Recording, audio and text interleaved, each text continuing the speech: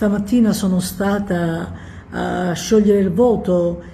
come tutti i naresi, a San Calogero, per San Calogero dell'11 gennaio, San Calorio Picciolo, come diciamo noi, per pregare San Calogero che ci faccia veramente liberare da questa pandemia. I numeri purtroppo non sono confortanti, siamo a 161 casi positivi, quelli dichiarati, quelli che arrivano ufficialmente. Noi sappiamo, almeno così si dice in giro, e non ho motivo di dubitare di alcune di queste, diciamo così, indiscrezioni, che magari ci sono molti più positivi, ma a volte o per la lentezza della comunicazione, che credo sia la cosa veramente che sta succedendo in questo momento, o perché qualcuno magari inconsapevolmente preferisce restare a casa senza dichiararsi, e non si fa perché bisogna assolutamente avvisare in quel caso il proprio medico di famiglia. Noi i numeri potrebbero essere di gran lunga superiori. Quindi io vi chiedo ancora una volta, a me dispiace che noi dobbiamo sentirci solo per queste cose, per ricordarvi i comportamenti per stare tutti bene.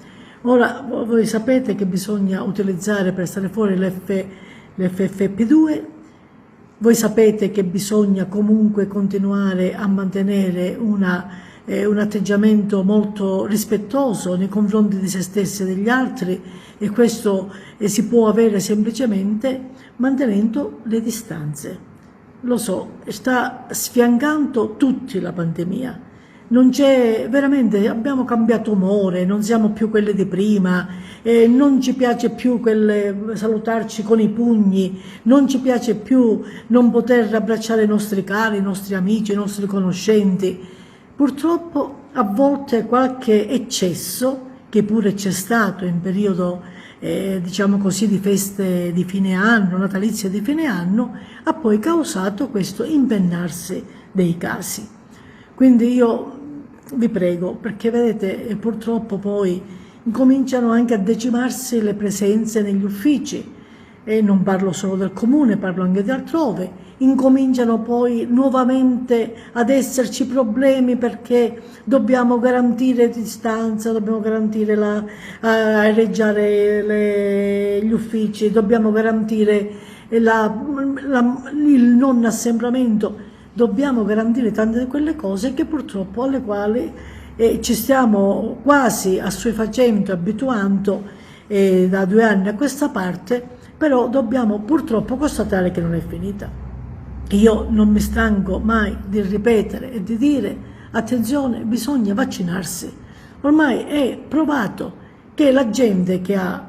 il vaccino, la terza dose, ho già fatto la terza dose, lo può beccare ugualmente il virus, ma gli effetti saranno sicuramente più tenui rispetto agli altri.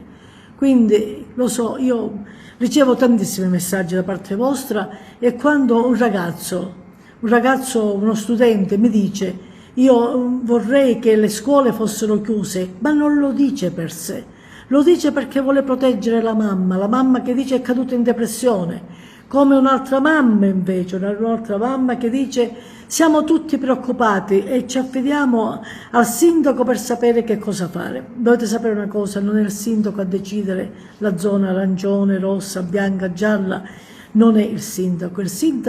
può e deve, e lo fa, vigilare perché tutto venga fatto nel migliore dei modi e nei modi più rapidi. Noi sappiamo di tanti positivi ai quali per esempio non è stato assicurato con cadenza regolare il servizio del ritiro dei rifiuti Covid,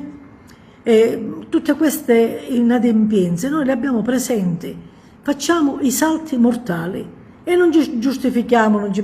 tringeriamo dietro un dito a dire: ah vabbè, ma siccome la situazione comune per ora è così, non c'entra niente. Noi abbiamo il dovere di assistervi. Il vostro sindaco ha il dovere di starvi accanto per ogni vostra piccola o grande necessità.